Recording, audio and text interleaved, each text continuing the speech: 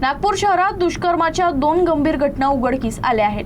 वाठोडा आणि कपिलनगर पोलीस ठाण्याच्या हद्दीत घडलेल्या या प्रकरणांमध्ये एका नाबालिग मुलीवर नातेवाईकांकडून अत्याचार झाल्याचं समोर आलं आहे, तर दुसऱ्या घटनेत लग्नाचा आमिष दाखवून विवाहित महिलेशी दुष्कर्म करण्यात आलं आहे। दोनही प्रकरणात पोलिसांनी गुन्हे दाखल करत आरोपींना अटक केली आहे।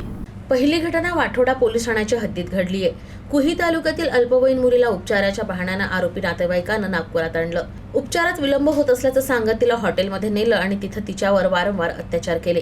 पीडितेची प्रकृती खालावल्याने तपासणी केली असता ती 6 महिन्यांची गर्भवती असल्याचं कारण समोर आलं। यानंतर कुटुंबियांनी तक्रार दाखल केली असून पोलिसांनी पॉक्सो कायद्याअंतर्गत गुन्हा नोंदवत आरोपीला अटक केली। दुसरी घटना कपिलनगर परिसरातील आहे। 23 वर्षीय विवाहित महिलेशी आरोपीने ओळख वाढवत व्हॉट्सअपवरून संपर्क साधला आणि लग्नाचं आमिष दाखवलं। त्यानंतर तिला भेटीस बोलवून तिच्या इच्छेविरोधात वारंवार शारीरिक संबंध ठेवले। सध्या पीडिता 3 महिन्यांची गर्भवती असल्याचं समोर आलंय। लग्नास नकार दिल्यानं पीडितेनं पोलिसात तक्रार दाखल केली आहे, तर या प्रकरणात आरोपीला अटक करण्यात आली असून पुढील तपास सुरू आहे।